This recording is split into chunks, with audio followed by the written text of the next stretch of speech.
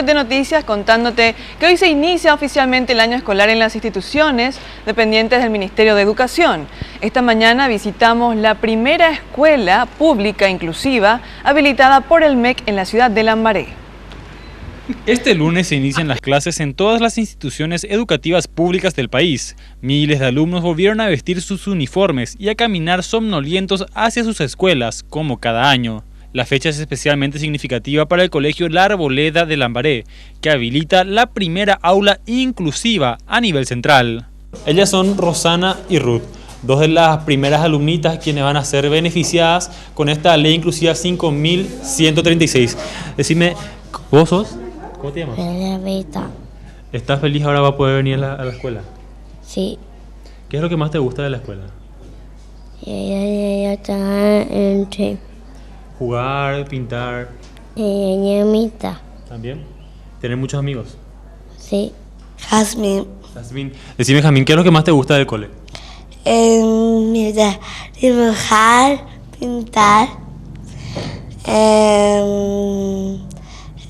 dibujar y pintar. ¿Vas a tener muchos amiguitos acá seguramente? Sí. ¿Estás feliz de venir al cole? Sí. La ley busca que los alumnos con discapacidad estudien en las mismas aulas que el resto de los jóvenes, de manera a evitar la segregación, pero siempre teniendo en cuenta un programa acorde a sus limitaciones. La idea es esa de que no salga dentro de la institución y mucho menos de su sala de clase. Son planes que se van a aplicar con los niños, con su profesora y con el resto de sus compañeritos.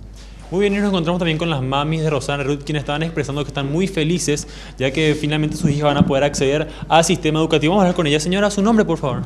Nidia Invernici. ¿Usted es la mami de? Yo soy la mamá de Rosana Jazmín Miñarro. ¿Cómo se siente ahora teniendo en cuenta que su hija va a poder acceder a esta educación? Mira, estoy inmensamente feliz, con una satisfacción.